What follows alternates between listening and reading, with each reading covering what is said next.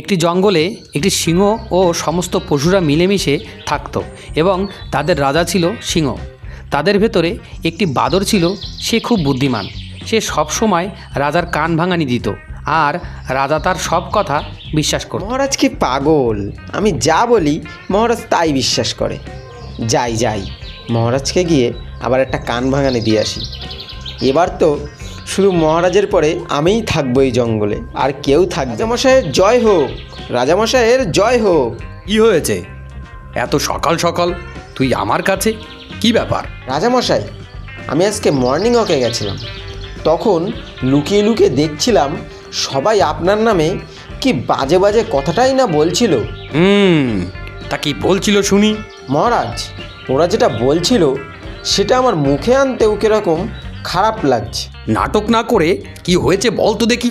তাহলে শুনুন, ওরা বলছিল মহারাজের থেকে শিয়াল নাকি বেশি বুদ্ধিমান এবং কোনো বিপদ হলে ওরা শিয়ালকে সবার আগে কাছে পায়। এখন ভাবছে যে আপনাকে বাদ দিয়ে শিয়ালকে রাজা বানাবে। বলুন তো কতটা খারাপ কথা। কি এত বড় কথা? যা, ওদের সবাইকে আমার কাছে ডেকে নিয়ে আয়, তারপরে দেখ ওদের কিভাবে মজা দেখায়। এই সবাই শোনো, তাড়াতাড়ি চলো, তাড়াতাড়ি, মহারাজ সবাইকে ডাকছেন। মহারাজের জয় হোক, মহারাজের জয় হোক।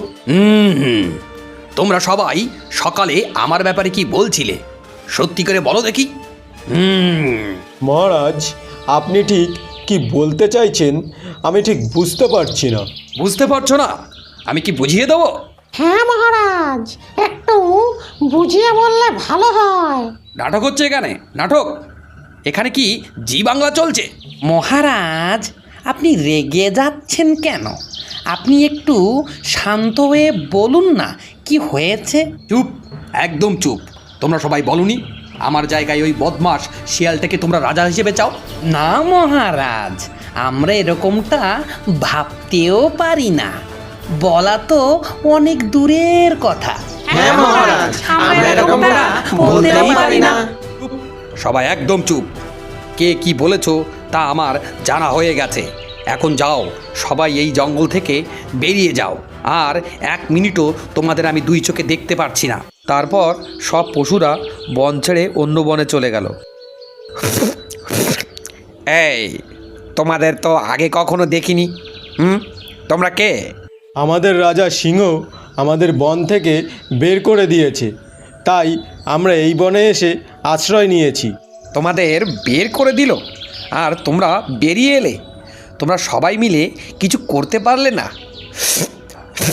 আমরা কি বলবো, ও তো সিংহ, ওর সাথে কি আমরা পারি?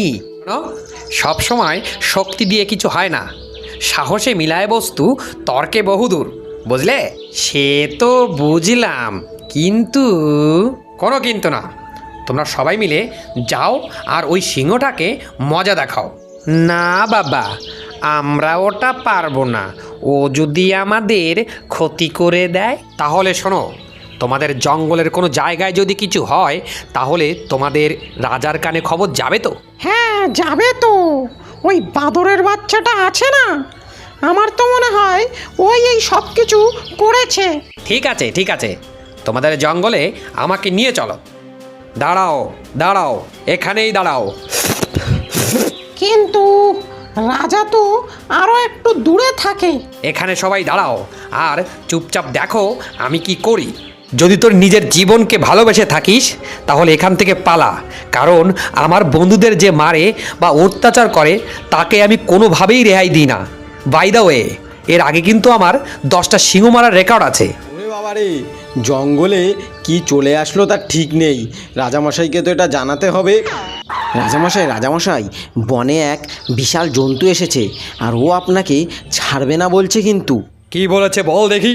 তারপর বানর সিংহকে সব কিছু খুলে বলে দেয় আর সিংহ তাই শুনে পালিয়ে যায়। ছোট্ট বন্ধুরা, মনে রেখো, তোমার গায়ে যত শক্তি থাকুক না কেন, আসল শক্তি থাকে মনে। মনে সাহস রাখাই আসল শক্তির পরিচয়।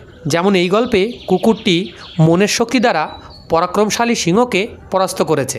ভিডিওটা ভালো লাগলে অবশ্যই একটি লাইক করে দেবে এবং তোমার বন্ধু বান্ধবের সাথে শেয়ার করে দেবে আর কমেন্টে জানাবে তোমার ভিডিওটা কতটা ভালো লেগেছে।